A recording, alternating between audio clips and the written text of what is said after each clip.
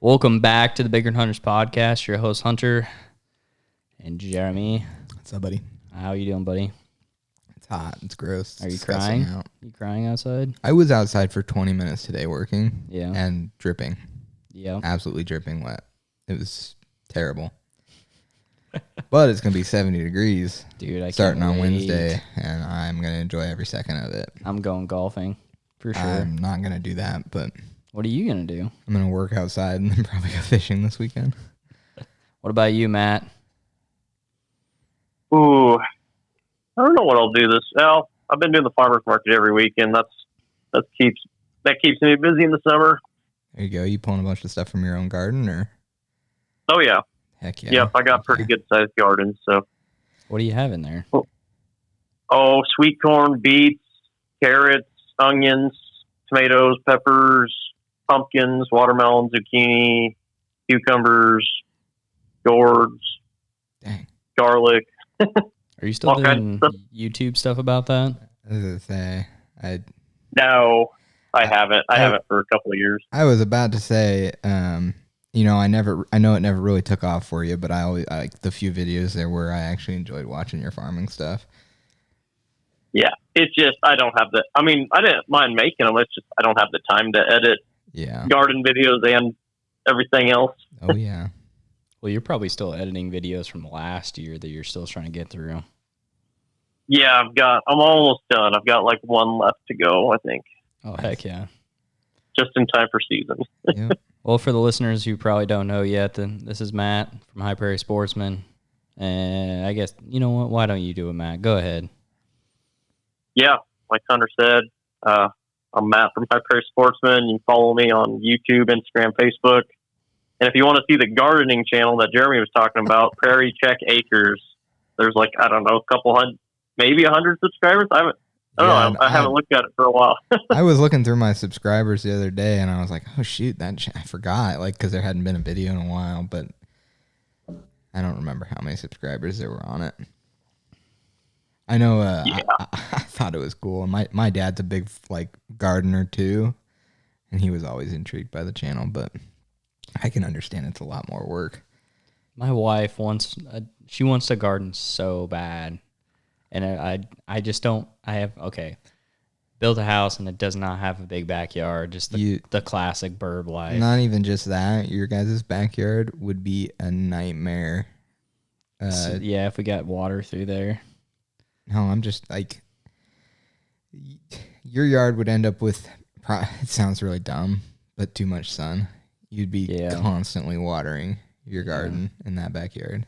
Well, that's the other thing too, is depending on where where it was at, all the water from the neighborhood ends up going through my yard. And I don't know if I ever showed you that video, but the year after we moved in, we had big rains, we had an inch and a half within 45 minutes, and it was like a river through my backyard. That would wash all that dirt out. You'd have to do raised beds. Yeah. That'd be your best bet. But then she talked about doing some out of Dalton's, but yeah, it's a lot of work. Now, that's a better idea. I'd get strung into that so fast. You would, Hunter. That's a whole... Talking about a tangent before things get started. Yeah. All right, Matt, let's get back on topic. It says it like Matt's the one getting us off topic. He's doing too much talking here. So we've done it the last, 2 or 3 years now? We've done the old Husker preview. So Husker preview / review. Yeah. This year. So Matt, let's give us a little bit of peek back into last year, what your thoughts were, and then give us a spit forward about what you think about this year. Yeah, I mean, last year I said they would go to a bowl game, and they did. Obviously, we had some issues. Special teams was very glaring of an issue. Wide receiver was also an issue, which both of those hopefully been fixed. We fired, the Garrett McGuire, the wide receiver coach, and then Ed Foley, the special teams coach, brought in Mike Eckler, and then I think we have 2 coaches technically for wide receivers, but one of them, Shorts, he was at Kentucky. He's familiar with Dana Horderson, our new OC, who is way better than the old one. So the offense should be new and improved. We got kind of a glimpse at it. Granted, they couldn't really install a whole offense in a couple weeks with Horderson taking over OC duties late in the season last year. But no, I think the offense will be new and improved. We've got some pretty good wide receiver transfers in, and they might actually, receive some coaching maybe that they weren't getting last year. Same with special teams. I don't know if you saw it today. There was a fall camp open today for the Huskers. Matt went on about our kicker. I don't know. Did you see his interview about the punter? Yeah. The punter, yeah. Mm-hmm. He boomed like an Aussie style punt, 60 yards in practice today. I'm really interested to watch him play because I hope he doesn't play because he's the punter. Well, yeah, but that's valid, yeah. But he can kick it with both feet, which is really intriguing to me. And then I actually didn't know what Matt was talking about. He called it a banana kick, I think. Yeah. Is that? I don't know. I don't know what that podcast. I guess it's something to do with like it because in the way you kick it from end to end, it creates so much backspin that it actually even like goes out and then kind of comes back. Oh, interesting. So that way it creates like, especially in situations where there's a lot of wind, it just creates a very tough to catch it. That's the way I understood it, but I very well could be totally wrong.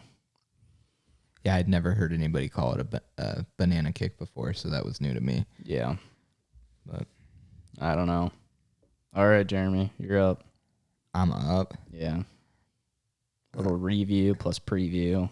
What's your thoughts? I'm trying to remember. So you said bowl game last year. Did you have a record prediction for them last year, Matt? I mean, I know we all gave our guesses, but that was a while ago, so I can't remember. Yeah, I think I was like 6-6 or 7-5 last year. Yeah, so Matt was pretty spot on the ball. I know for a fact I was on the crazier side of things. I know I think I said.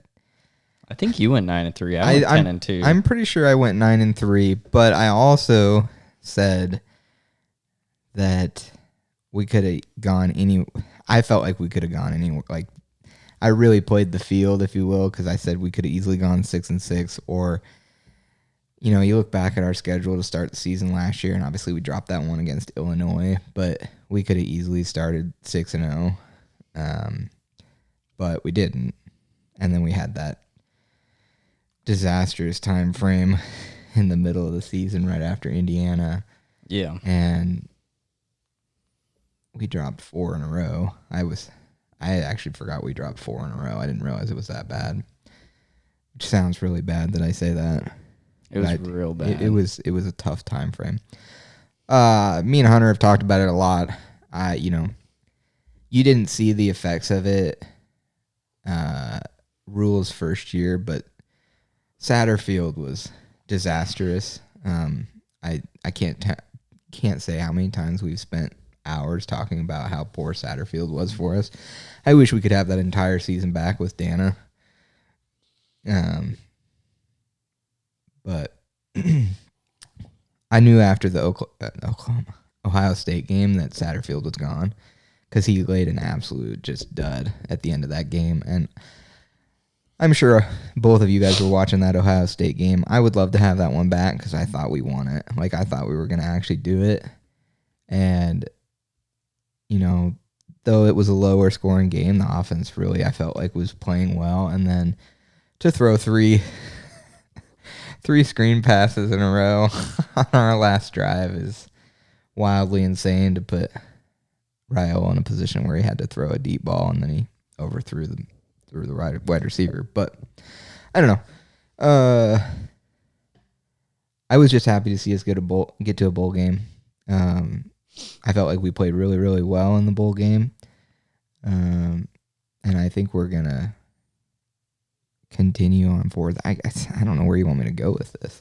That's fine. I mean, If that's where you want to. I'm super excited about some of the talent that we brought in, particularly at the wide receiver position. Dan Key is going to be, I think, a big time player because I don't know his exact stats, but what does he have? Like 170 catches and over 3,000 yards at Kentucky. Yeah. With some, not saying that Kentucky's a bad school. It's an SEC school. And I'm not going to go into the whole Big Ten SEC controversy right now.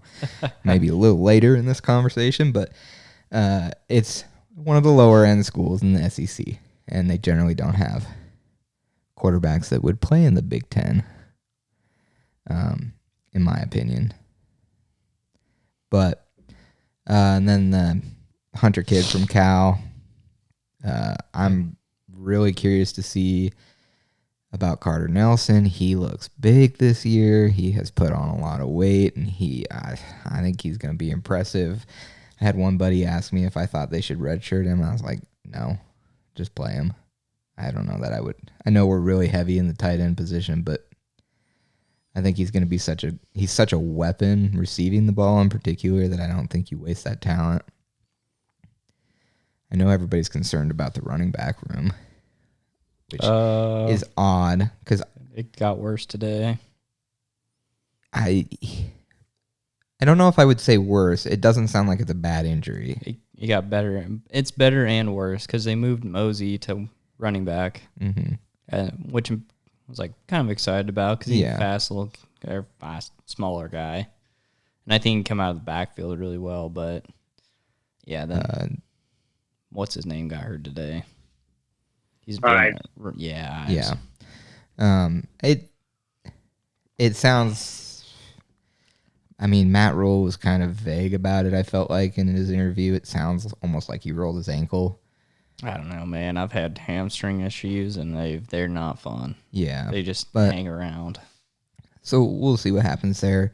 I know a lot of people, I've seen some people harp on Emmett, whether or not he can stay healthy through an entire season. I think if he can stay healthy, I don't think he will run for 1,000 yards on the season. But I think he'll be, a combined over 1,000-yard player in the passing game and the running game if he can stay healthy for the entire season, which he loves to play wide receiver out of the backfield. Like, that's his jam. So if he can continue to do that all season, I think. Yeah. I'm really praying that Rule just gives Holgorsen the reins to the offense and says, go and put 50 up. I know a lot of people have a problem with that kind of a game. I want that kind of game. I'm tired of losing these games that we basically let teams come back into, because I understand Rule's philosophy about getting a lead and then killing the game, essentially. But the problem is, in college football, I feel like there's too many opportunities, too many weapons, or lack of experience that allows teams to get back into games. Iowa's the perfect example last year. We're up 10-0, fourth quarter, one big defensive run, I think a fumble lost if I remember correctly, and I don't know, maybe even another turnover. I was so angry at the end of that game, but we by all accounts should have won that game. I felt like we kind of took the foot off the gas when it comes to the offense. I get that game was like -10 that night or something. It was a cold game, but yeah. So I want to see us run teams out of the building. I don't want to see us play with our food, if you will. I don't know. I'm just kind of spitballing here. I'm with you. I probably won't get too far into it because you guys already touched base on a lot of things. Let's see. Last year I was 10-2, 10-3, as I said. I don't. It's hard because I wouldn't have saw. It's hard because I went to the Colorado game and it was purely insane. Most insane atmosphere that I've been around thus far. We tailgated that and game. It was vicious. It felt like we were back in the Big 12. Normally when I go to Husker games, it's usually very relaxed, but there's a lot of happiness. There's a lot of joy. When I was in that stadium, there was nothing but rage. Were they chanting what I can't chant on the podcast in the stands too? See, I didn't hear any that much of that stuff, and I was I was in North Stadium where the visitor section was. Okay, that's probably why. And I don't know. I heard there was a lot of crap talking, but there wasn't none of that chant stuff. The entire tailgating space. Yeah. Particularly at the end of the game. Yeah. Oh, wow. It was. So we get to that game, and I'm like, dude, this could be a season. This could be something. Yeah. And then we played Northern Iowa, and I remember I went to that game as well. I was in West Stadium. No, I was in East Stadium. And I was watching this game, and I was like, we whooped their butts, but I was disappointed.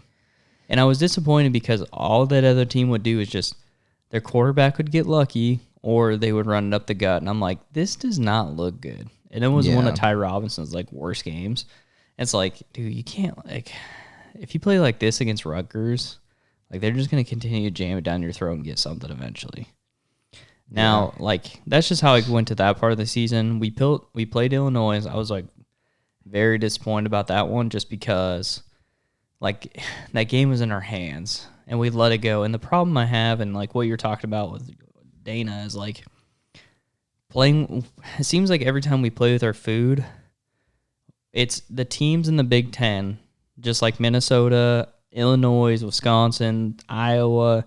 There's a scrum of teams that knows if we can just keep it within one score with the Huskers, we can beat them. Yeah. And I felt like the tide really turned when Dana took over that Wisconsin game. And it was I'm literally going to pound you so freaking hard that you can't even crawl out of a hole to get near us. Yeah. You can score two touchdowns, but you're still not getting near us. And that's that mentality where it was okay, we flipped a switch here. Yeah. And the other thing, too, is even in that bowl game with Boston College, that was a mentality. And they could never get anything going. Yeah, I liked the fire in the bowl game that our team had. I know a lot of people are a lot of non-Husker fans and even some Husker fans, the whole... it's just the Pinstripe Bowl. But no, I'm talking about the hit on Raiola where he gets up and gets in that player's face. I know some people don't like that. I loved it. To me, that shows a leader, in my opinion. He's not going to take that. Not that I think it was necessarily a dirty hit. Yeah, I get that. But it got the team going. And sometimes I think we struggle, particularly in the last couple of years, to keep that fire going. I think that's why we played so well against Colorado, because it was such a fiery game. But no, I'm with you. So, going into this year, there's a few things that I think, in my opinion, that really gets me excited. I honestly have heard of a significant amount of good things coming out of the O-line.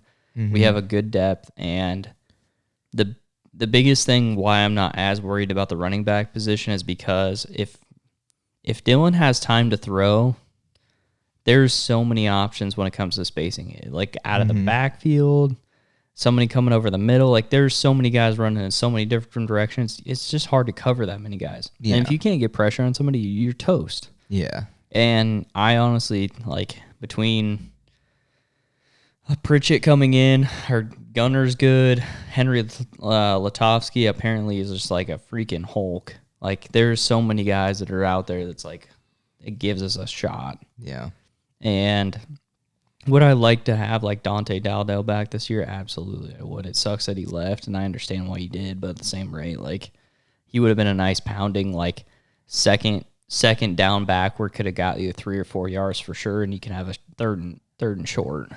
I'm gonna throw some fire on the flame of your heart. Oh, not you and your jumping. I do not care. Matt, I would like to hear your opinion on it. I'm okay not watching Dante Dowdell this year. I get he's a power back, but first of all, how many fumbles did he lose trying to jump over? How many fourth downs did he not get? If you're gonna be a power back, why are you jumping over? I get it. They probably gave him the green light to do it, but that's probably what they told him to do, though.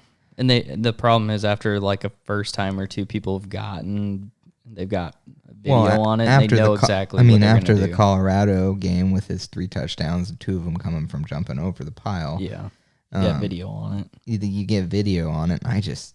I halfway through the season, every time we were in a short and down situation or at the end zone, I knew what he was doing.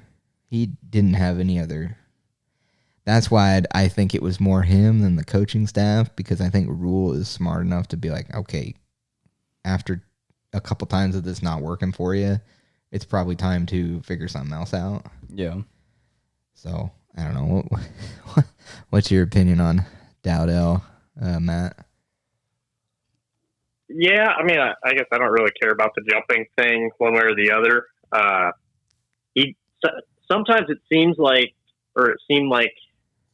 maybe he would seek out contact when it wasn't the smartest decision to do so. Like if he went around the person, like there'd be one defender, it seemed like, in the backfield, and he would just elect to plow that dude over, which is, awesome, sets the tone. But if he would have just evaded him, he could have easily scored. So that was, I guess, my biggest complaint with him. I agree. Well, you got that Shiloh hit, whereas like Shiloh's on his back, on his heels, and if he would just like went left, there's no way Shiloh could have caught him, but instead he like decided to destroy him. I hadn't even looked at it from that angle, but you're absolutely right. There are so many times where he would. Shiloh, Dante just like gone to the corner, he would have scored a touchdown. Now that being said, on that play, I'm pretty sure that's the play where Shiloh broke his hand. Yeah, it was. Yeah. So yeah, he got through. He broke his arm, but like that was like in the stadium. That was like insane. Yeah, the whole freaking crowd just like erupted. Yeah, I mean it. And then you just see him like kind of like walk off the field with his arm. Don't get me wrong. I love to see a running back that will take contact. And I know it's a different position, but it's actually why I'm really excited about our tight end room, because we have some freak athletes on the tight end side of the ball, I believe, and they're gonna. Yeah, I am ready to watch either Carter Nelson or even Heinrich. That's the thing, is come across the middle, catch a ball, and just take contact. So you got the four. You got Harburg, Lindenmeyer. The third one that I've heard that's like pretty legit is Mac Markaway. He was from the LSU. Mm-hmm. I've heard he is coming to his own, and then Carter Nelson. Coming off a big injury, but yeah, ACL. I am excited to watch him play. But that's the other thing about the running back position. I think Harburg's gonna that's another guy you got to think about. You do a tight end around with that guy. Well, and not even just that. I know we've talked about, you and me in particular, just while talking Husker football, we've talked about who's going to be our power back this year. Yeah. We don't really have one. Man, watch them put Heinrich into a power back or a fullback position. And I get it, he's big.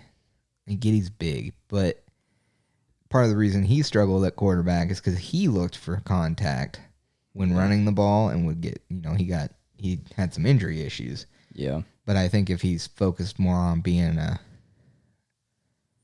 receiver or, even a potential running back situation. Well, if you're a tight end, man, you come off the middle, like you're in the middle of safeties and linebackers. Yeah. Like unless you're breaking through on a seam route, you're going to get hit. Yeah. So like for him to want contact, go for it. Yeah, dude. that's what I'm saying. He's go wreck a cornerback or yeah, he's gonna come over the middle and just smack some 5'11" safety that weighs about 170, and that kid's gonna feel it for the rest of the week.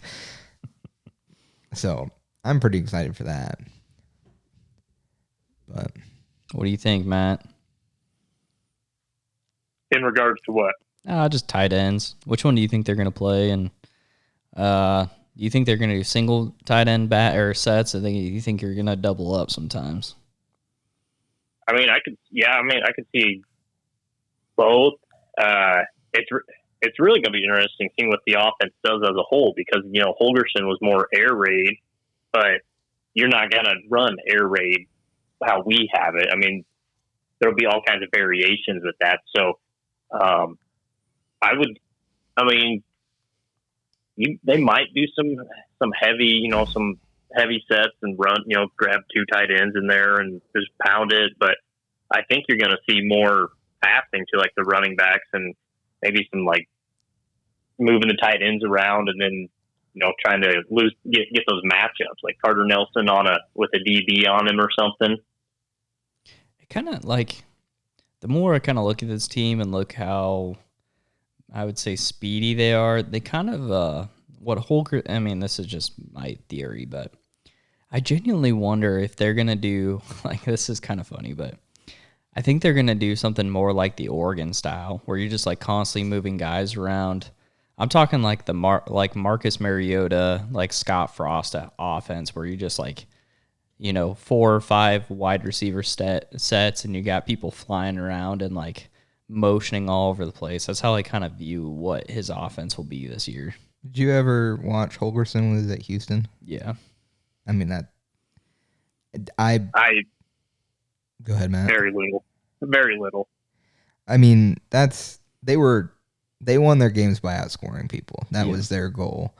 And yeah, a lot of different sets. I mean, I don't think Matt's just going to let people fly around the whole entire game, but I think Holgerson's a lot better than Satterfield ever will be at like using everyone.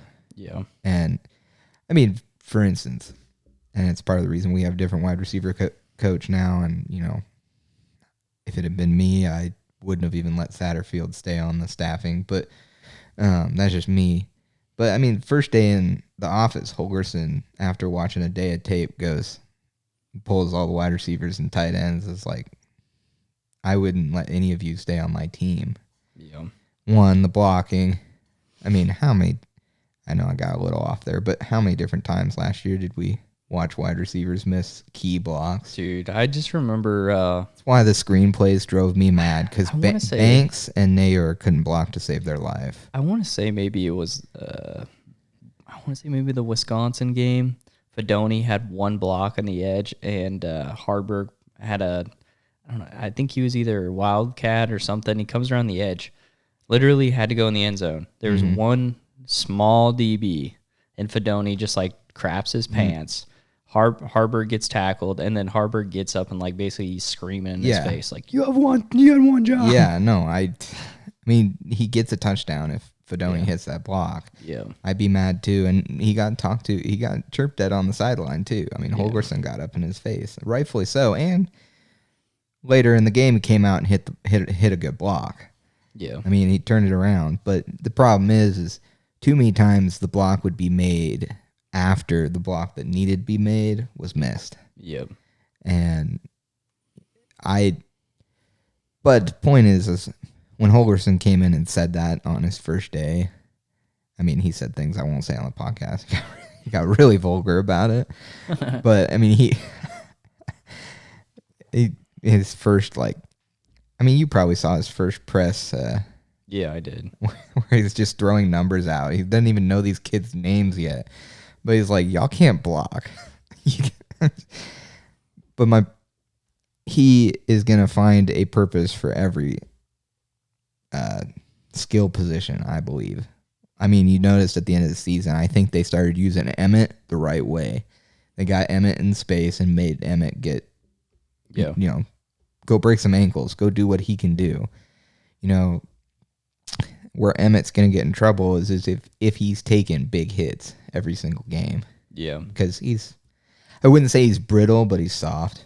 Yeah. I mean, and I don't mean that in like you got soft hands. He just too many big contact plays, and he's gonna deteriorate over the season. See, I bought College Football 26. Did you really? Of course. Okay. I can't get myself to buy another Xbox. I totally understand, but I did it, and I don't regret it. But, okay, so between the 25 and 26, 26, the reason I got wrapped into it, because they brought high school back. So you play in high school to get your stars. Oh, they do the I know what you're talking about, yeah. And I got... Glory. Yes, yeah, I got wrapped. I'm yeah. not going to lie, I got wrapped in. Oh, I probably would have, too. Before they quit doing NCAA, I had like 10 years in a row. I was buying them every year. I played college football 14 way too much. Yeah. That thing, I'm surprised it's still alive. 14 and 08 was probably my two favorites. I played that. those ones all the time. I can imagine that. But I don't honestly don't even know where I was just talking about that, but I bought it. You bought the game. We were talking about Emmett. Oh yeah. Okay, so in that and then so when you're playing through, I played as a running back. It's like you would get so many carries, and so you got different markers. Like you have to go to school, then you have to train, you have to go in for injury relief or whatever, and you only have so many hours per week that you can put to these things. Well, one of the big thing was going in for like the doctor and injury relief. Like every game I was in, like you go from like low injury to mid to high to like basically you're hurt. Yeah. And like every week I'd have to be in high. So I'd end up having to spend like pretty much all my hours instead of doing any training. It's just going through injury relief stuff. Yeah. It was like, and I played one on Road to Glory with a quarterback, and I like never had issues. Yeah. Like he very rarely got hurt. Yeah. But it's just the amount, like he only takes so many hits from 220-pound linebackers and 300-pound linemen to like, yeah, that'd be pretty rough. Yeah. That's why I was concerned going into this year with, I'd say the depth we have running back, just because we've had so many problems the last 3 years of like needing to go 3 or 4 deep into running backs. Yeah. I think one thing that I'll be curious to see with our depth at running back this year, because part of the issue with our depth at running back last year is that you couldn't even really trust the bottom end of because we had fumbling issues. And Yeah. I mean, even Emmett, he had his fumbling issues throughout the season. Johnson was out for like half the year. I mean, Somebody's here. somebody's here. But so I will be curious to see. I'm not expecting explosive plays from every single running back. I'm just kind of hoping for more consistency. Yeah. So I don't know. We'll see. I would say the running back room's like the one room that I don't have a whole lot of knowledge on other than Emmett. I mean, I know the one kid coming in had like 50 some touchdowns in his senior year or something like that. Yeah. Of high school, which is insane. But yeah, Mosey. Yeah. So all right, Matt, what's your concern about this year, like for per group? Ooh. I mean, probably got to go D-line. Would be, just kind of the defense, where we lost Tony. mm-hmm. So how does Butler's leadership, transition? How's that transition look? How is it going to be, the defense going to be just as good as it was? We lost 2 big contributors on the D line in particular. So seeing with the younger guys, I know Van Poppel has looked good. They got that former 5-star Nwaneri from Missouri. Mm-hmm. So see how by all accounts, he didn't really do much at Missouri. So maybe they can get him to play up to his potential. And you got Cam Linhart there too, which 2 years ago had flashes, but he really didn't do much last year. So how does that all come together? And because I think we might need we're going to need the defense. We can't have more like Mike Riley's last year. Yeah, that makes sense.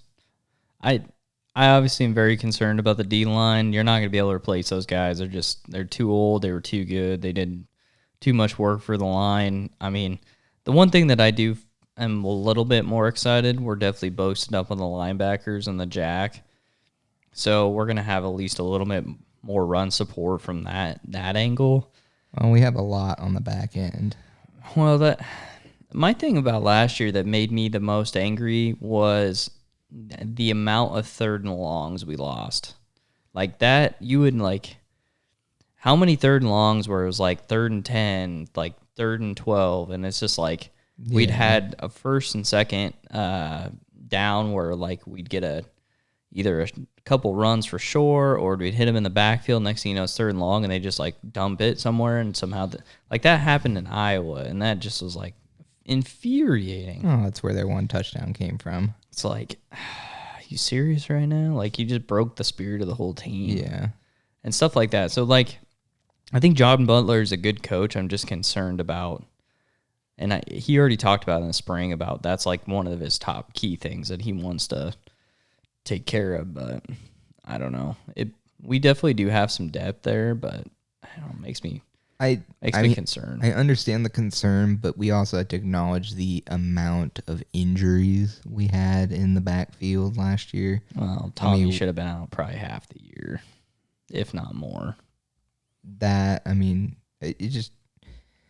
It seemed like during several portions of the season we were down to like the end of the bench. It felt like for the backfield. Yeah, I can understand that. But that doesn't. I'm not gonna say that that's the perfect excuse for a bunch of 3rd and longs getting completed. But yeah. But I hear the concern. I definitely am concerned about the defense as well. Well, my concern about, especially like coming into this year, like think about the teams that would get you on 3rd and long that have the type of athletes to make plays like that. You're thinking like very important games, right? You got USC, UCLA. Trying to think. Minnesota tends to have a crap quarterback that does something stupid like that. Obviously, Iowa's like that. Like, there's a lot of teams that like have decent to moderate, like good, like Altmaier from Illinois is like somehow he ends up looking like he's Brett Favre. It's like he's a decent to good quarterback. I'd say good, but is he NFL talent? No. But somehow you don't think so? No. I think he'll be a sleeper in the NFL. I think he'll be like a 5th round guy. That's why I think he'll be a sleeper in the NFL. He'll go to a good team that will find a way to use him. I don't like the kid's cockiness. Yeah. But maybe you'll end up in the Browns with Saban and Arch Mounting. Mercy. But I think he's got great composure, which I think will that's the one thing. Like that Illinois game was haunting. Like, yeah, I wish we, not only from how he played, like it felt like you couldn't stop that kid when we played Illinois. But there's several other things that happened in that game. I think that toss-up interception was a bad call. Obviously, I don't love how we played overtime, but yeah. But the one thing I definitely walked away from the Illinois game last year is he came into our house and played us really, really well, and it felt like we couldn't stop him. Which, Bielman's a great coach, but I just think we made him look better than he was. I don't necessarily disagree.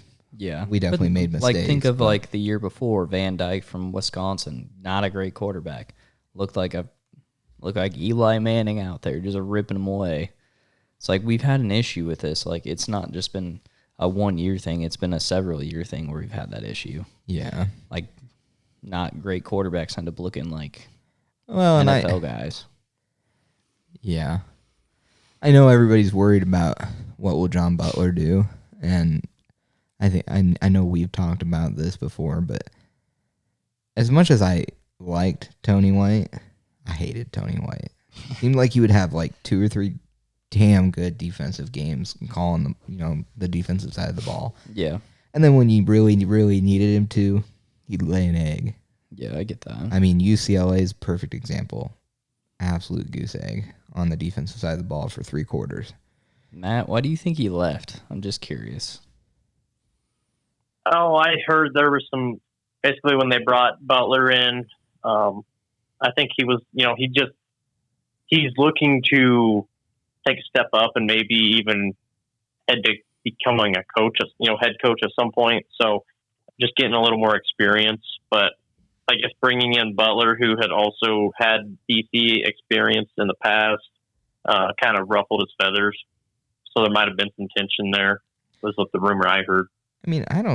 I've heard that same rumor too, but the thing I don't get is Tony White did well enough to get a head coaching position. And I mean, Rule had people calling for Tony White. Yeah. And he knew it was coming. I don't understand that. I mean, we talked about it when he left for Florida State. Just a lateral move. It doesn't feel like. Well, he took less money. Now Florida State did buy him out. But you're with a coach that's on the hot seat. The only thing I can think is he's hoping that. Hello? Hello? You still there, buddy? All right. Matt wasn't hearing us, so we had to reconnect. Go ahead. Technical difficulties. Yeah. Anyways, we talk about Tony White, and I don't understand the lateral move. And whatnot. My guess is I can never pronounce that guy's name. Head coach over there. Talking about Mike Norvell. Yeah. Yeah.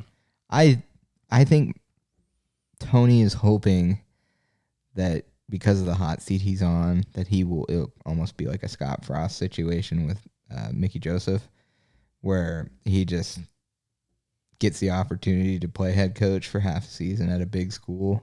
Yeah. I think he obviously didn't see that happening with Matt Rule in the next year or two.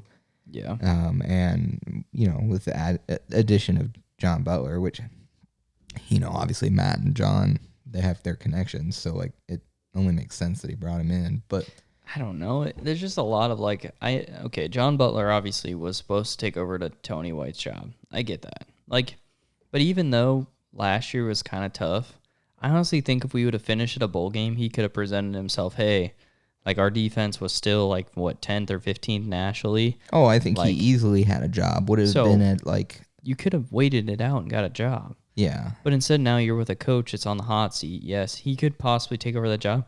The other question is, would you want to take over that job? Yeah, I mean, because the problem is, I think in my opinion, I think the ACC is working on falling apart, and I say that because Belichick school, North Carolina is talking about going to the Big Ten. So are they really? Yeah, I hadn't heard that. Man, we can't take more teams into this. It came out this last week that they were in talks. What's the Big Ten gonna do? Kick Rutgers or something like that out? I mean, just suck them in, get more TV. I mean, Belichick's obviously a ratings fiend. I mean, yeah, Belichick would. They're gonna have money. There's a big time academic school. Not to totally slide the conversation, and I know Matt, you'll have a lot to say to this, being a New England fan. But how do you think Belichick will do in the NFL, or in college football? Man, I don't know. It's gonna be interesting to watch, but man, it all that. There's a lot of drama around, which is something that you never heard about with Belichick teams. Yeah, exactly. At New England, but he's got his girlfriend, and she's just causing all these issues.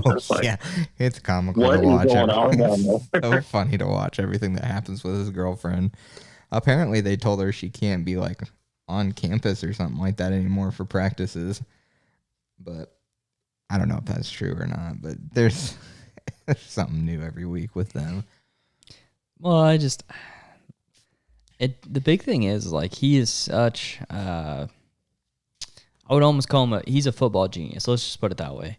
My thing is I wonder if his offenses are so above 18-year-olds or 20-year-olds' heads that they can't understand the way he wants things done. A football genius that spent 20 years with Tom Brady as his quarterback, but you look at Belichick before Tom Brady, he was barely a 500 coach. Not to. Let's Matt. I want Matt's input on that.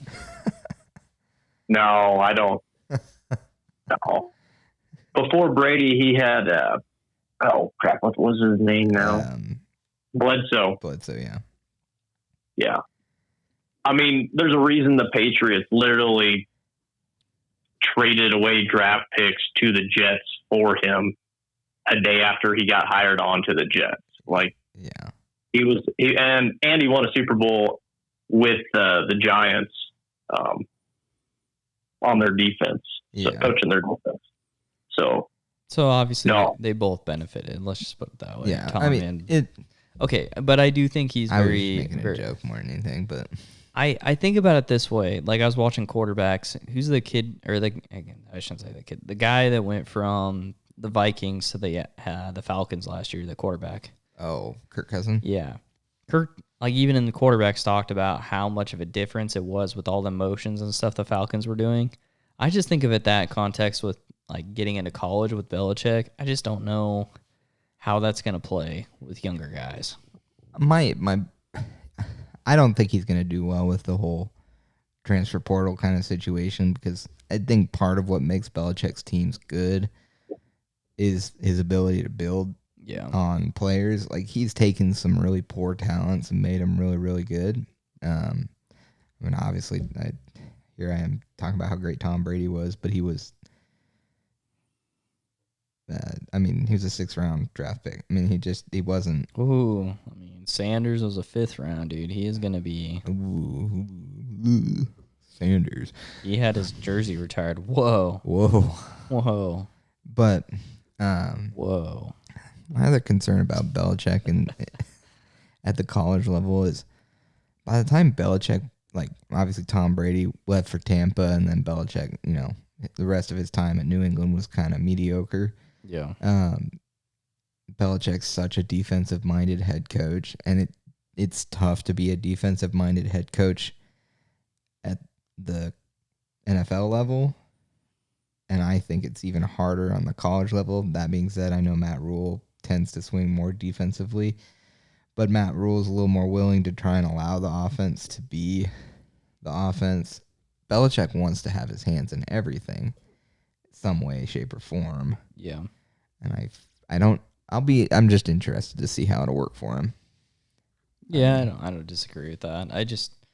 So with that being said, I just don't know how the Tony White, like Florida State things works out. And I don't think if they go over 500, unless they go over 500, I think Mike Norvell's gone. I think he's toast. I think they got to do better than that. I mean, he's probably got to win 8 or 9 games to keep his job. I don't know about that. They got a lot of buyout. That's a big thing that might save coaches now in the transfer portal area. Like you gotta pay that money out, and you got all the donors already trying to donate to NIL to turn around and try to donate to that. That's tough. That's a lot of money. Yeah. I mean, I don't know. That's just me though. All right. We normally do this. I don't think we're gonna walk through like every game, but Matt, let's hear your preseason poll here. What do you think we're gonna go? I'm gonna say 9-3. Matt's getting funky with it over here. Who's our 3 losses? At Penn State, that's pretty much almost guaranteed L. That's tough. Yeah. I'm figuring Michigan, maybe. It's at home. Michigan won't have their head coach, but they're still going to be pretty tough. If not, we might drop a dumb game to like Iowa again or something stupid. But we also go on the road to play at Minneapolis on a Friday. We go to California to play at UCLA. So I could see, some of those, like, I'd call those like coin flip games, like maybe we can win them. Will we win all of them? I just don't think so. Yeah, I get that. All right, Jeremy. No, I want you to go. I'm actually, so okay, we talked about last year, and I was like, I drank the Roulade like fast, strong, and just got fat and happy, and like that obviously bit me in the butt, and like I was furious. So like I've come down to ground level here. I think I'm gonna call 8-4. Call 8-4. I'm calling 8-4. Penn State's a loss. I think USC is a loss. We always struggle in November, and I think we're gonna drop. We're gonna have such a good season. That's my concern. I think we're gonna lose one to Minnesota, but at that point we're gonna be like 7-0. Because I think we're gonna beat Michigan because they're not gonna have their coach. I think it's gonna be first Big Ten game. There's a few things. It's gonna be loud. It's gonna be a night game, right? No, it's 2:30. 2:30. So it's September. It's gonna be hot. They're not gonna be as used to that for Michigan. they've lost a lot of players. They've lost pretty much all our Harbaugh players. So, like, they're not quite as good. I think they're overhyped. And with Bryce Underwood, I honestly think he's going to struggle. And if we can get some heat on him, I think he's really, really going to struggle. So, I think we're going to beat Michigan. I think we're going to lose a dumb game to Minnesota because somehow PJ just pulls it out of his butt. I don't know. I've never understood how he does it with Nebraska, but he does. I think we're going to lose USC, UCLA. I think we're going to lose Penn State, but I think we're going to make a comeback at home with Iowa. I think we're going to put them in the ground this year. Yes, I think they're going to be a good team. After the shot that Raiola made at Iowa the other day, I think they're done. Like, I think, honestly, in my opinion, God, who's our coach name? Ferentz. I think Ferentz would have been gone a long time ago, but the rivalry with Nebraska, and it's like, if you would have talked to somebody like 7 years ago, like, Iowa's not really a rival, but now they are just because we keep they win, losing. and then they just spend all year just jibbing and jabbing because they have nothing good to actually like get excited about. So the best thing they got is just jib and jab Nebraska fans. The other thing is I know Nebraska fans are insane. Iowa fans are clinically insane. The amount of Iowa fans that think they're going 10-2 this year, they're going to compete for the Big Ten championship or something like that, is criminal. It's criminal. I've seen so many, and I actually, it's gotten to the point I've started getting in arguments with them. They're just like above mid. I mean, don't get me wrong. I don't tell them I'm a Husker fan because I just don't want to deal with that part of it. Yeah. But I've been like, before I get to my predictions, I've got Iowa going 6-6. Ferentz is out. I completely disagree with you on USC. I know we've been over that. I think Lincoln Riley's out too. See, I think... And if Fleck does not come through and they don't go like at least 8-4 this year, I think Minnesota's going to struggle with the mediocre. See, here's my thing about... There's a lot to unpack there. Sorry.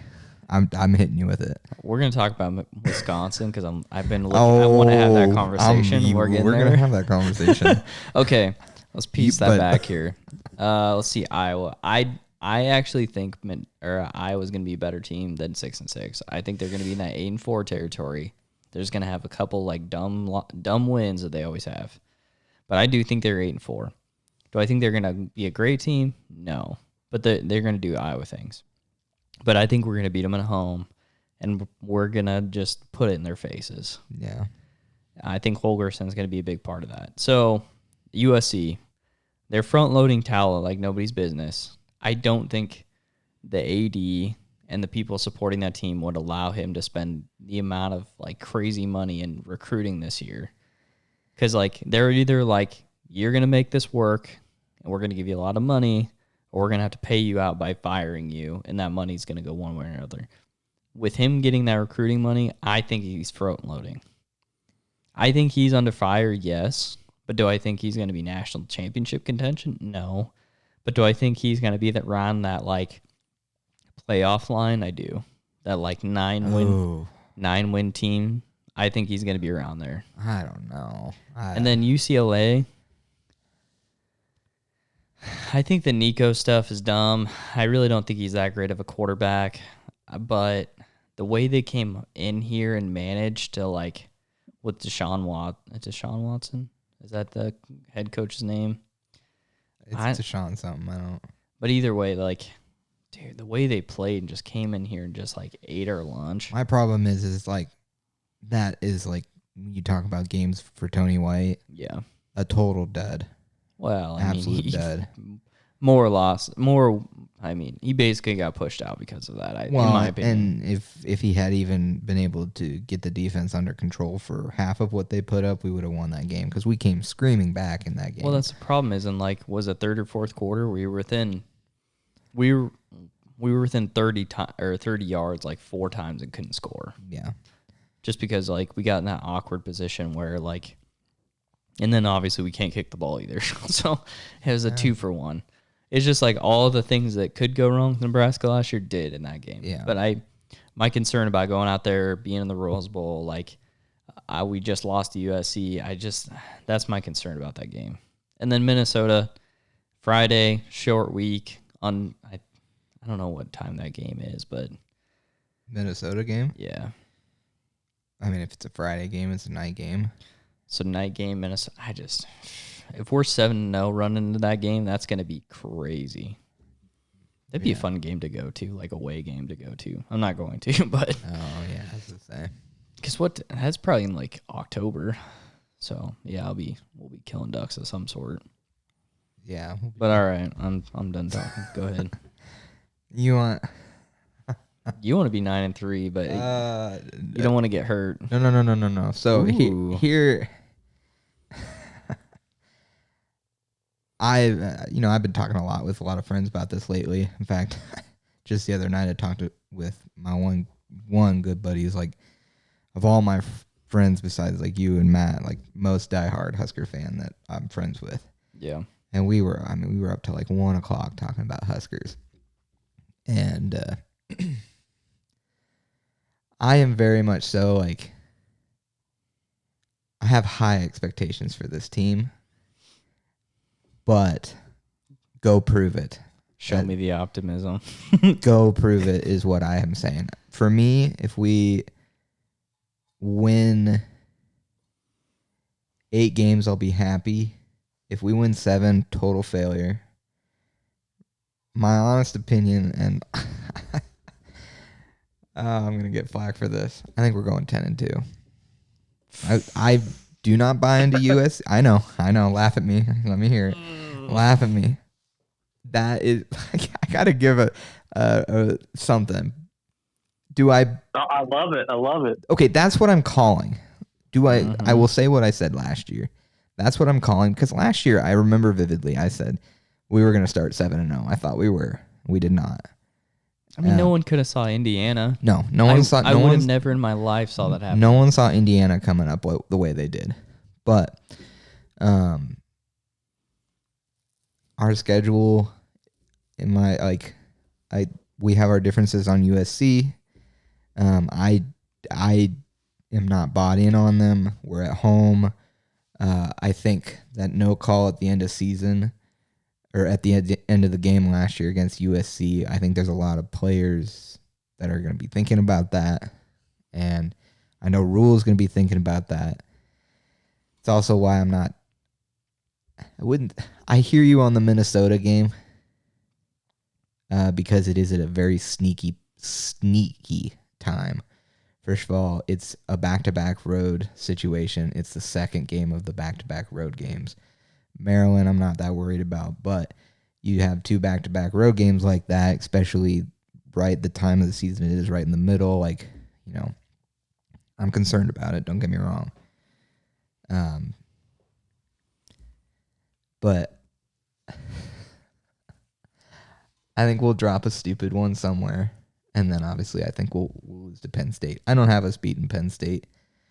I would love to see it. I think there's a good chance that Penn State game, if we're as good as I hope we are, I think that game will have implications on, Big Ten and even, who slides in for that 4th Big Ten spot. I think it'll be a whiteout game. I think it'll be their whiteout game. And, it hasn't been listed for a time yet. I'm sure it'll probably get listed as a night game. That or probably could be Big 12 kickoff. Could be. Or Big 10 noon game. It's not a game that I think we can win.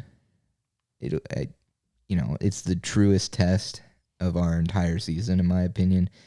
I think we'll beat Michigan because I'm not bought in on Michigan for one, and them not having their coach, a young true freshman quarterback, which is so funny. I've seen a bunch of Michigan people that have been talking about, we've got Underwood, and then in like this, everyone's putting out their rankings this year for the Big Ten, and everybody's got Michigan like potentially as a playoff team, which I don't quite see it. Yeah, you gotta remember some of that's based off brand. I mean, absolutely is. And they won a national championship 2 years ago, so I just based on brand, I get it.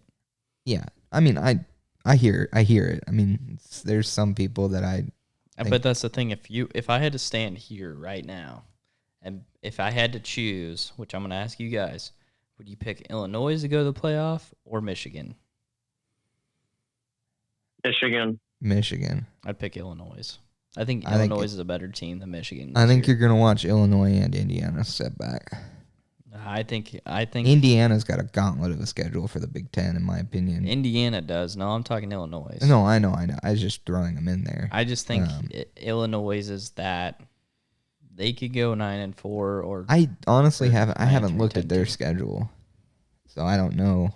But I'm gonna look it up. Yeah, I'm curious. But no, I know I'm super crazy in what I say. Realistically, I'm saying 10-2 because that's what I want and it's what I think we can do. Realistically, I think I'm with Matt. I think we'll go 9-3. I don't think we'll quite hit that 10 game. I don't know. You called it out already. That's my call, but I think Matt will be right. As dumb as that sounds, and I know I'm really good at playing the whole field here, but no, you're just very good at being optimistic, which I love. I am painfully optimistic. I love it and I hate it all at the same time. Apparently my internet's just going to be like dangerously slow. I'm also in the same boat as you. I think we're going to put Iowa under the stadium. Okay, let's run through this. Illinois got Western Illinois, Duke. I don't even know what that name is. Indiana, USC, Purdue, Ohio State, Washington, Rutgers, Maryland, Wisconsin, Northwestern. Yeah. The back half of it's very easy. Ohio State loss, maybe USC, and maybe Indiana. So they've got, I'd say, one loss for sure, 2 toss-ups. Booyah. I think the amount of 9-3 and 8-4 teams in the Big Ten this year is going to be insane. It always is that way, but let's see. Michigan. Let's see here. New Mexico, Oklahoma. That could be a really interesting one. Central Michigan, Nebraska, Wisconsin, SC, USC, Washington, Michigan State, Purdue, Northwestern, Maryland, Ohio State. I think they lose to Oklahoma, Nebraska, USC. I think they. That Washington game's on the road, right? Yeah. Yeah, I remember. That could be one. And then Ohio State. So yeah, I would say like 7-5, 8-4, maybe 8-4. But I think they lose. I'm curious. This is another topic. I wonder how Brent Venables does this year with Oklahoma. He's getting there. He's on the hot seat. And honestly, if Oklahoma doesn't turn around, they're really going to struggle in the SEC. See, a lot of people are saying the same thing about Oklahoma that everybody's been saying about Michigan this year. They finished their season very well. Yeah, I see that, but I don't. I mean, just because you finish the season well, my issue about Oklahoma is like getting the SEC, you lost your identity. We dealt with that going into the Big Ten, but they're really going to struggle with the SEC because, like, okay, you got to think. A lot of their recruiting base is what? Oklahoma and Texas. Mm-hmm. Why don't all the Texas kids just end up in Texas schools because they're getting paid big money? You got Texas A&M paying big money, Texas, and now Texas Tech. Texas Tech's been throwing some money. You've got 3 schools right there in Texas that are willing to throw you Lamborghinis. Yeah. How does even TCU manages to spend some money? So then you're looking at what, going to Georgia, Florida, California, like everybody's there at that point. So it's like you don't have an identity now because you used to run the Big 12 and now you don't run anything. Yeah, you can end up mid-pack with like a South Carolina, which I think South Carolina is going to be good this year.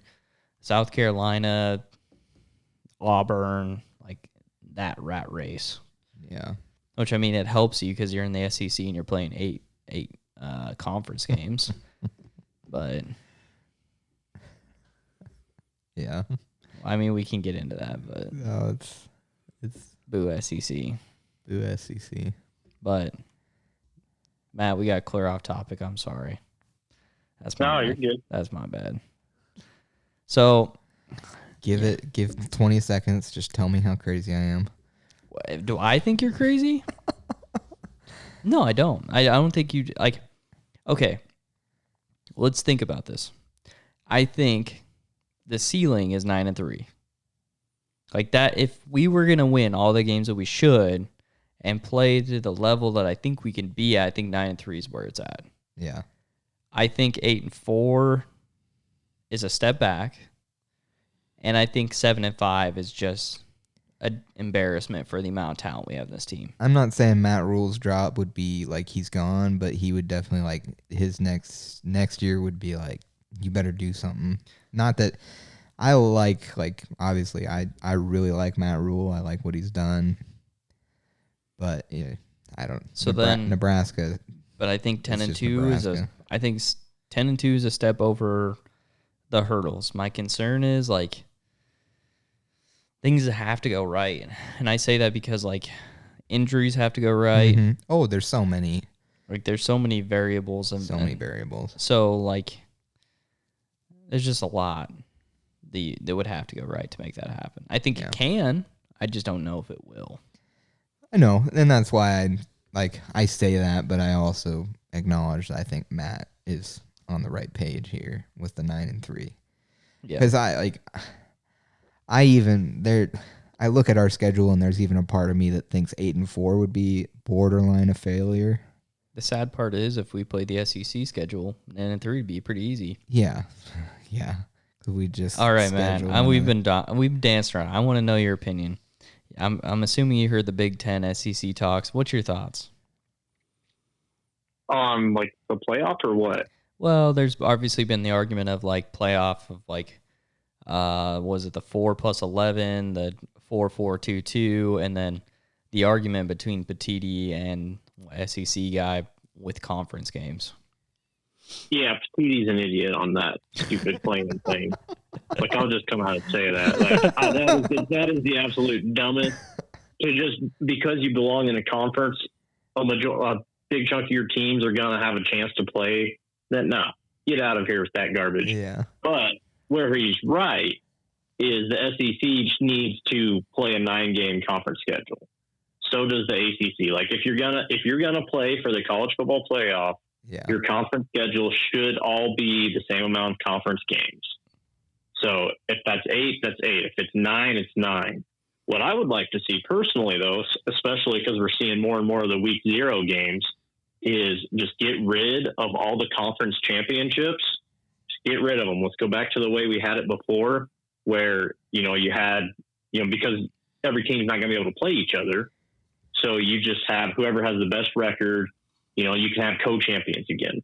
But instead of conference championship weekend, I would just add a whole 13th week to the college football schedule and then 10-game conference schedule. So it's a 13-game regular season, because if 2 teams can play 13 games with the conference championship, every other team can as well. Plus, the TV people are going to make a ton more money on all that new revenue, all those new games being played.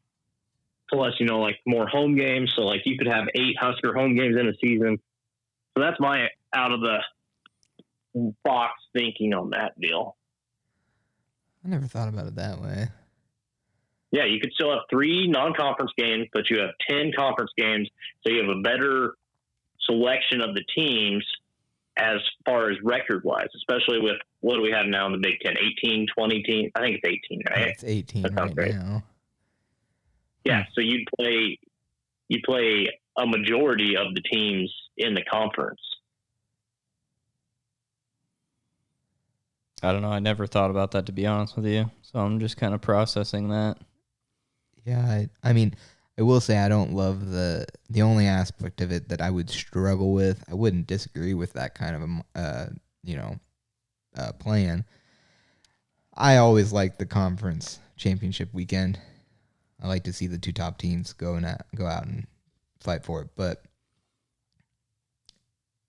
would that make sense with the division format in smaller conferences, but now with these larger conferences? No, I totally get it. It's all how the schedule kind of falls. Well, yeah, with these larger conferences, you're absolutely right. It almost doesn't even matter. I mean, for instance, even this year, I was talking about it with my buddy the other night because in this hypothetical situation that I have, if we're 10-2, we're looking at that potential 4th spot for the Big Ten.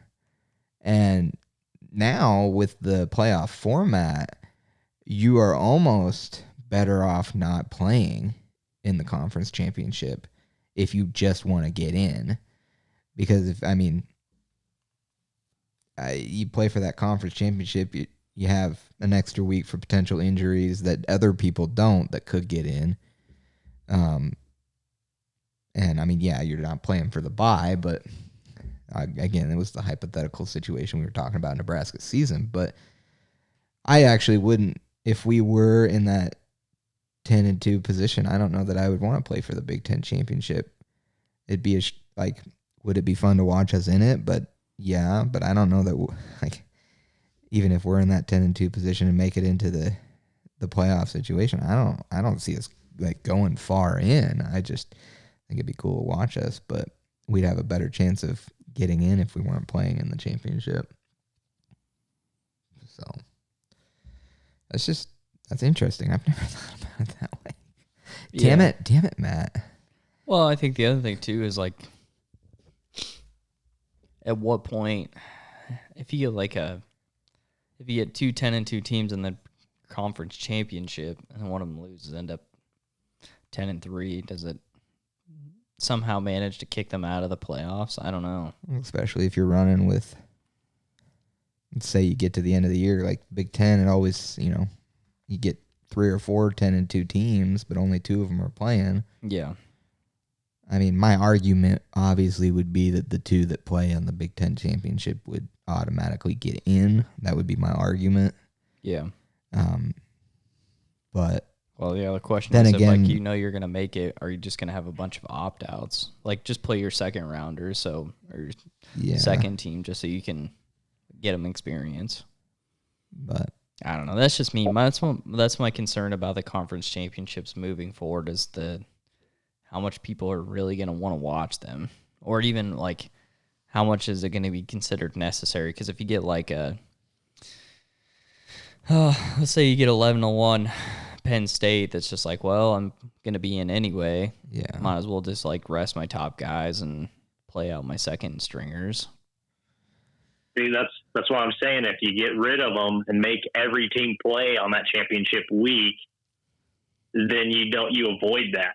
You're getting more data points, and then that could boost someone up to winning the championship.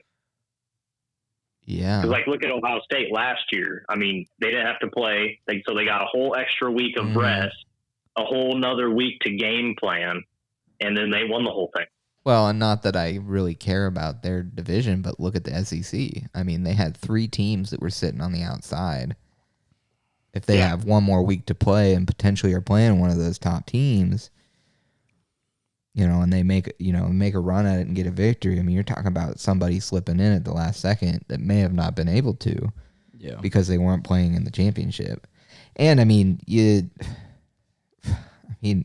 take Clemson. Clemson wouldn't have even gotten in if they hadn't won the ACC.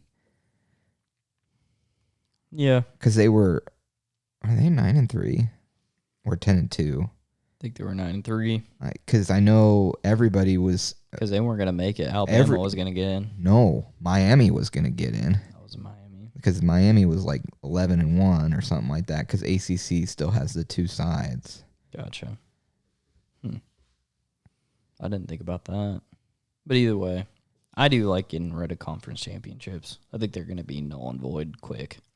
Oh, I think they're already, with the new system, they're already null and void. But it does that is one of the backfires of the whole playoff situation. I was all for the playoff situation, don't get me wrong. Well, let's have this argument.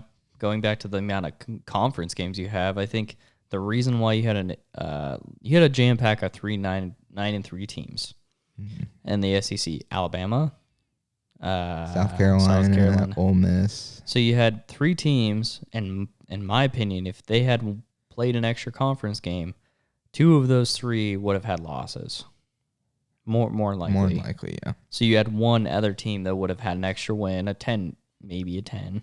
But my thing is, they're always subsidized by the fact that they can play 4 crap teams. So it makes them look better. And then they end up slipping in somewhere. Yeah. So I just think they need to step up and play an extra conference game. Yeah. I mean, I don't disagree. So I hope the Big Ten wins again this year. Okay, let's ask this. Matt, if there's 4 teams from the Big Ten going to the playoffs, who do you think they're going to be? Actually, do you think there's going to be 3 or 4, and who do you think they're going to be? Oh, I thought this year they did go with the 4-4. I don't know. Nothing's been approved. The same. Okay. I think the only change is the conference champions don't get an automatic bye or something for that this year. Okay. I thought, for some reason, they had gone with the 4-4, but. No, they're still talking about all that. If there was 4 teams that would go to the playoffs, Penn State, Ohio State, Oregon.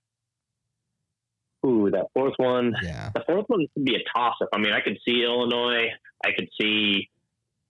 I don't see anything with USC. I think they're trash. They're gonna they might be a mediocre 8-4, 7-5 team somewhere in there.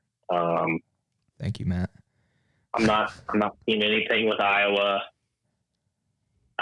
Maybe Nebraska. I mean, with this expanded playoff, if everything shook out right, you could see a 9-3 Nebraska team be looking at least in the conversation. Would they get in? I don't know, but I would say Nebraska, Illinois. Between one of those 2 teams, I guess maybe another random one like Indiana comes out of nowhere this year. I just struggle with Indiana's schedule. I don't know if they'll. No, I'm not saying Indiana, but I'm talking like how Indiana was last year. I don't think Indiana will repeat. No, yeah. I guess maybe Michigan pulls it out again this year. I don't know. You're just not going to get me on that Michigan bandwagon. I just don't think they got it in them. I don't think anyone. And I think Ohio State's got their number this year. I said that last year, and somehow Michigan managed to beat them. But I think if a 4th team, if they are not doing the 4-4, I think if a 4th team is coming from the Big Ten, I mean, it's going to take 10 wins, in my opinion. I don't know if you can be. I hear with the potential circling of the drain of 9-3 teams, and who would get in. I would see them. There's always a team somewhere, potentially on the outside of the Big 2, the Big 10 and the SEC, that could be 11-1 or 10-2, that they're maybe Boise's not the perfect example, but kind of like Boise last year. But I don't know. I mean, I think you're right on. I think Ohio State, Penn State, Oregon. I mean, in my hypothetical world, if we do go 10-2, I think we would be the 4th one in. But hearing Indiana or Illinois' schedule said out loud, yep, sneaky, interesting. I mean, I've seen a lot of predictions all over the board about I keep saying Indiana, Illinois. I've seen a lot of people say anywhere from 9-3 to 11-1 with them, which for me, they're kind of like Nebraska. Go out and prove it before I really my heart wants to believe it, but So here's, I wanted to read off Indiana's schedule. Old Dominion, Kennesaw State, Indiana State, whatever, garbage. They play Illinois, Iowa, and Oregon. Boom, boom, boom. Mm-hmm. And they're playing away, home. I think they're in the 2 home games. I'm pretty sure they play both Ohio State and Penn State, don't they? So they play Michigan, UCLA, Maryland, Penn State, Wisconsin, and then Purdue. Okay. I thought they played Ohio, but I think they're going to lose to Illinois and Oregon for sure. I think they're going to be UCLA. They're going to lose to Penn State. So they're going to have, in my opinion, they're going to have 3, probably 4 losses. Yeah. I definitely think they'll take a step back. I mean, I think they'll still have a good year, but yeah. But I don't think it'll be what it was last year. I think a lot of last year is just based on scheduling. They had a garbage schedule. They were a good team, but yeah. But we danced. I want to talk. Oh, I'm saying 4. I think Illinois is going to be the 4th team on the the playoff. I've been pretty high on Illinois, but that's just based on Bielema. But okay, Wisconsin. I told you. We've had the. See, here's my thing. Oh, no. I was extremely bullish on Luke Fickell. And he's been very fickle. I will admit I was wrong. Very, very wrong. One thing I will say going into his season, I feel bad for him because I think there's no way he keeps his job. Have you seen their schedule? It's so bad. It is insane. Right off the bat, got to play Alabama. Play Alabama right out the gate.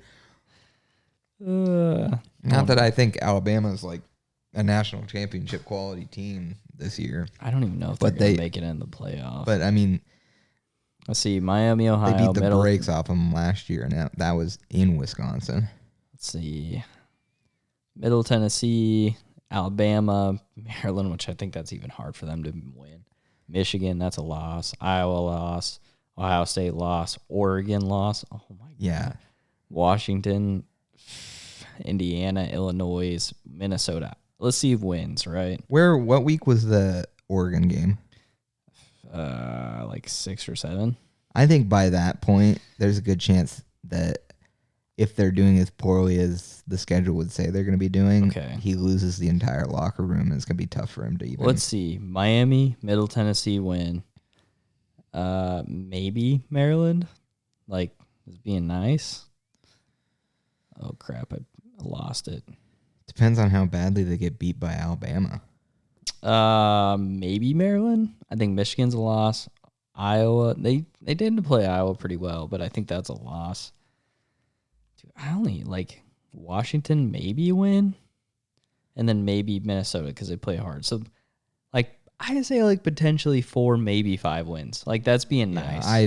I've seen them all in predictions all over from 2-10 all the way to 5-7, but I haven't seen anything above that. There's not many people that are on the. All right, Matt. We want to hear your opinion. Wisconsin train. What's your thoughts on Wisconsin? Yeah, they're basically Fickle's like their Callahan. Whoa. I know Hunter won't agree with you, but I 100% agree with you. Whoa. Actually, I think Fickle's their Frost, but nah. I think you look at what Fickle did. What did Wisconsin excel at? Running the ball. Yeah. Running downhill. Fickle does not do that. He tried to do the dairy raid. Yeah. With all that personnel. Same stuff Callahan tried to do here, and didn't work. I will always fight you on that. I don't know why you loved Callahan so much, dude. I think he was ahead of his time. I think the major reason why he failed is because of his D coordinator. If you'd have fired him a lot earlier, we wouldn't have had that problem. And the amount of like crazy recruits that Pelini enjoyed the first 3 years he was here and had the success with all came from Callahan. He had all the things coming together, but he just wasn't the guy that could put he just needed new coordinators. I will agree with Hunter on that. Callahan got the raw end of the deal, especially when you kind of read some of the stuff that the administration was doing behind the scenes. Yep. They limited him. They did to Riley as well, just because they weren't Nebraska guys. But, I mean, yeah. Had Callahan fired his D coordinator, he would have been here a few years, I think, a few years longer. But as it remains, I mean, he still tried to put, install the West Coast offense here, and that just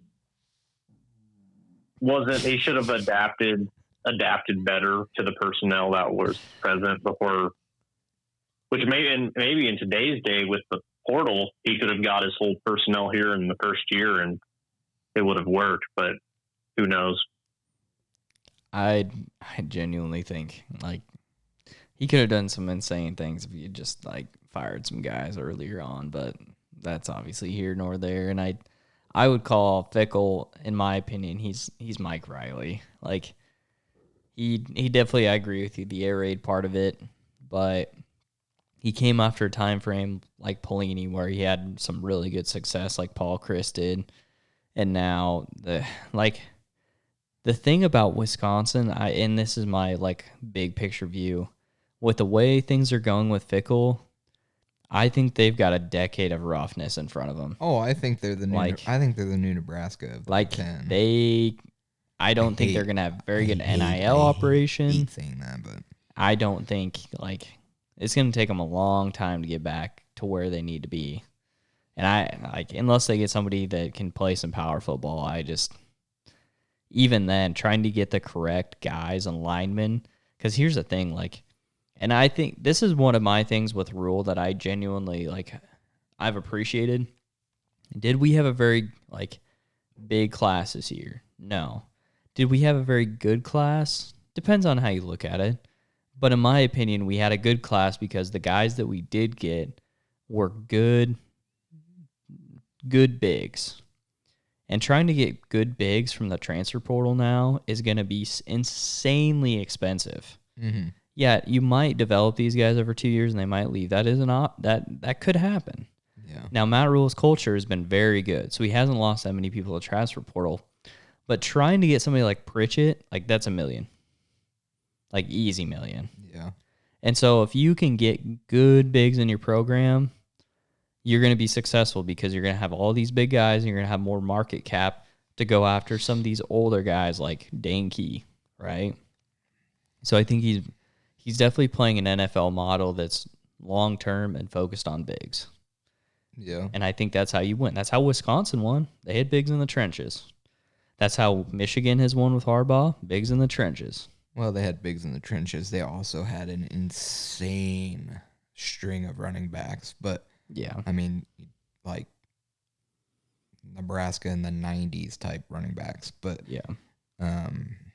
But, yeah, I mean, any running back is made by the people in front of him. But, yep. I totally agree with you. So, I just think Wisconsin's going to go through a bad slump. the problem is, and it's why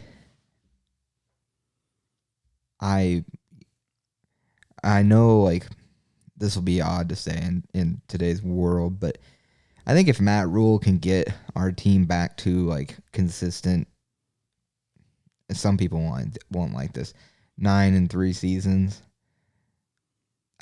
That's the thing, though, is I say that to people, but the argument is, like, the whole 12-0 thing is not a thing anymore. It's not. Well, With the amount of power, like, teams, you're going to have at least 2 or 3 guys. It's a 50-50 game, even if you're Ohio State. Like, you're not going to consistently just bully everybody on there. Well, and that's not even the point I'm going for. If Rule can get this team to consistent 9-win seasons, I, as a fan, would hate to see us be like, we 100% have to go try and find somebody that is going to get us to 10-plus wins. I mean, I think Matt Rule can get us there. Yeah. I think it's probably going to take one more year because the Big 12 and the other small teams that he played for are way different than the Big 10.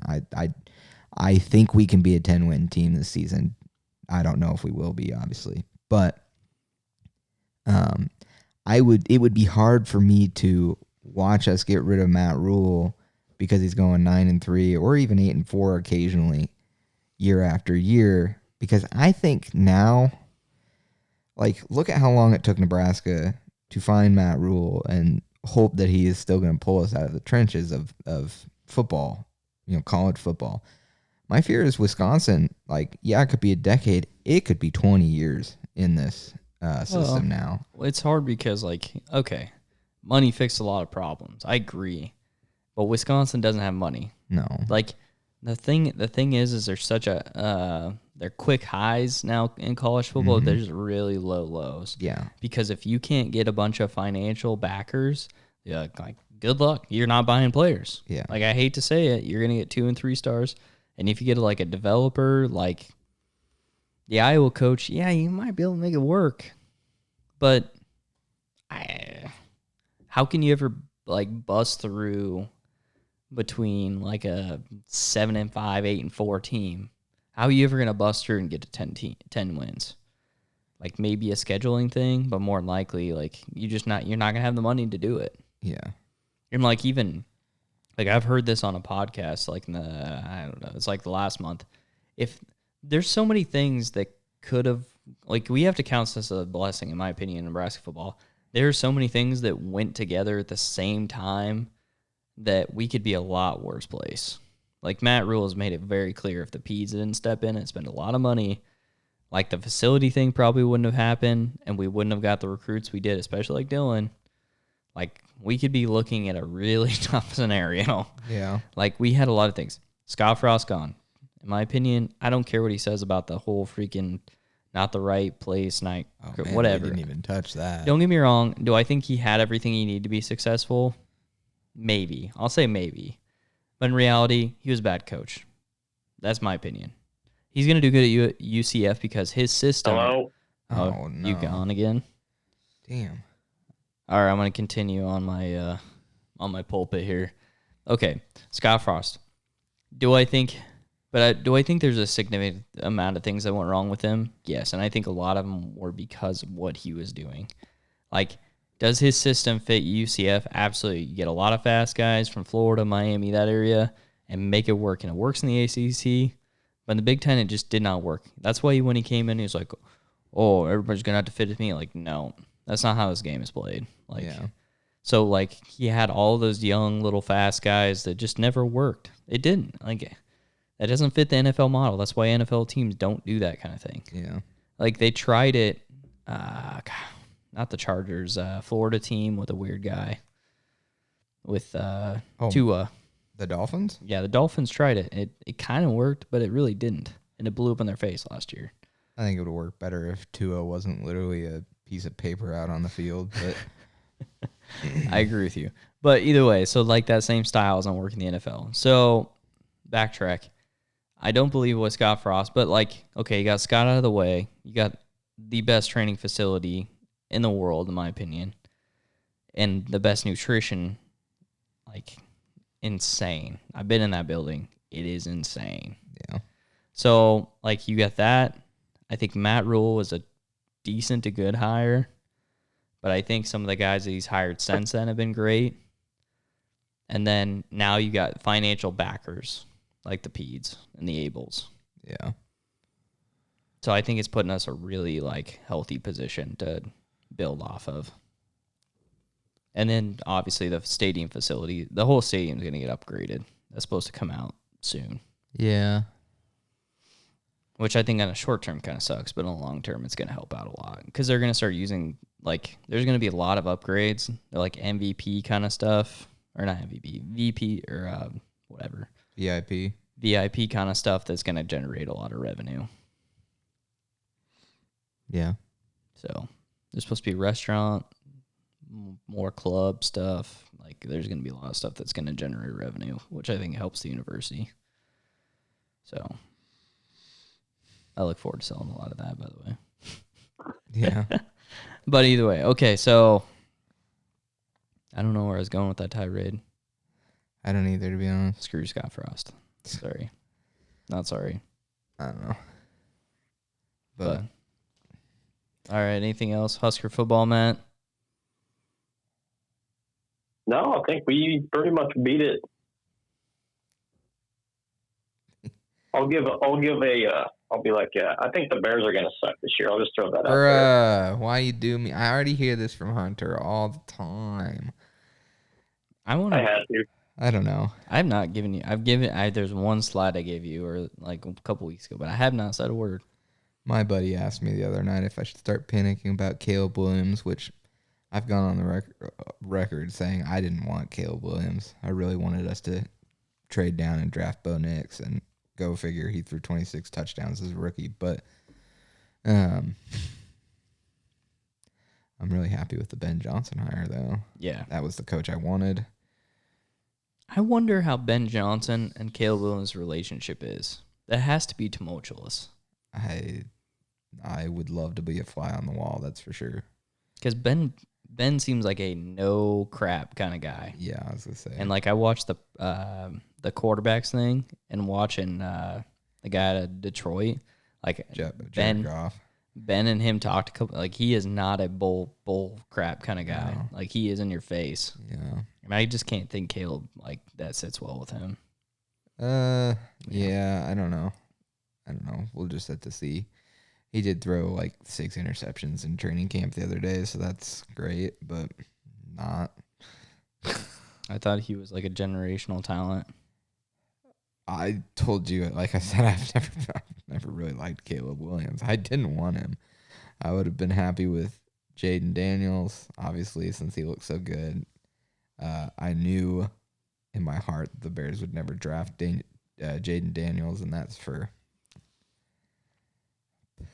potentially some racial reasons, but they historically are, which I understand that Caleb Williams is technically a black quarterback, but damn it, Matt, you got me going. I'm trying not to think about it. My buddy asked me the other day if I had to choose, though, I would rather see the Huskers or the Bears be good, and I said hands down the Huskers. I mean, NFL is just for funsies. I live for the Huskers. Yeah, once you see your team win 6 Super Bowls, I mean, what's another one, you know? Yeah, that's crazy. I've never seen anything like that, that's for sure. Yeah, no, that's why I didn't. I know actually a shocking amount of Patriots fans, and I've just like, they'll all complain about how bad they are now, and I'm like, shut up. You have like literally the GOAT quarterback played for you for 20 years, and then you won 6 Super Bowls, and I don't want to hear it from him. But Must be rough. yeah, it's so tough. It's like all the Alabama fans that are crying now. It's like you guys had one of the top 4 or 5 coaches of all time. I mean, I'm not going to put him in which position I think he's in, but he's definitely in the top 5, obviously. Yeah, I wonder how that looks this year. I mean, I think Alabama, like you talk about Wisconsin, trying not to get it going too good here. I mean, you talk about Wisconsin, though I think it'll be, and some people will take this as me saying the SEC is better. I'm not actually at all. I think it's harder in the SEC to slide off and be terrible again, but most of that's just because where most of the recruits are in the South. yeah. But I think Alabama, if they don't try and maybe stick out their situation for at least 3 years and then just start coach hopping, I think they're in for a world of hurt. So they play Florida State, which I don't usually root for Alabama, but I'm going to on that one. I don't think Florida State's going to be good. So I don't think so either. Monroe, Wisconsin, Georgia, Vanderbilt. Apparently that guy's going to the national championship. Good luck. Missouri, Tennessee, South Carolina, LSU, Oklahoma, Eastern Illinois. Who thinks of that?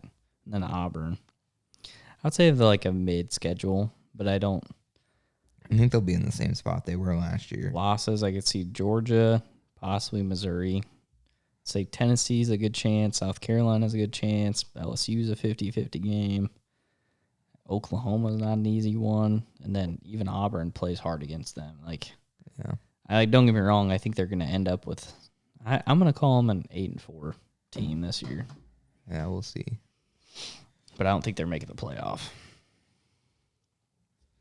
That's just me. I don't know.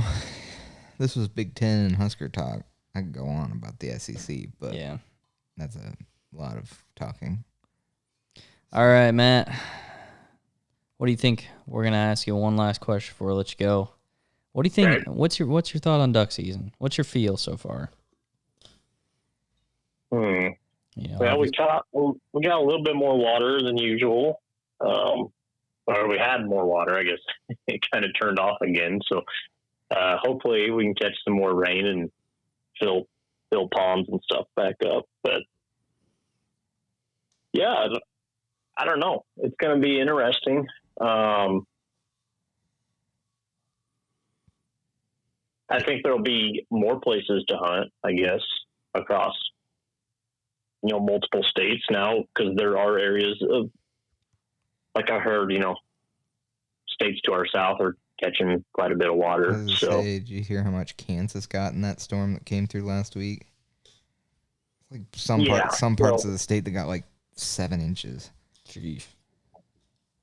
Yeah, so there should be more places that probably weren't able to be hunted the last couple of years that should have, hopefully will have water in them, I guess. Yeah. But now we'll see. Patiently waiting for the brood survey to come out.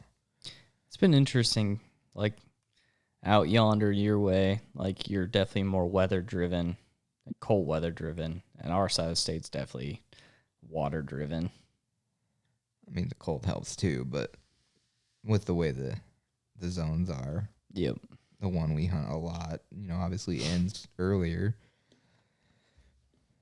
but yeah, water is important. No, I was just curious. So, well, good luck to you if we don't talk again. I'm sure we do, but hopefully it's positive about the Huskers going like 6-0, 7-0. And then I could tell you Michigan sucks and we beat them and haha. I'm really going to try to go to that Michigan game on the 20th, so that should be a fun one. I think it'll be pretty exciting. But all right, man, Go ahead and shout yourself out and we'll get out of here. All right. Yeah, you can follow me at YouTube, Facebook, and Instagram, Highprairiesportsmen. And yeah, that's it. All right, man. Appreciate it. Yeah.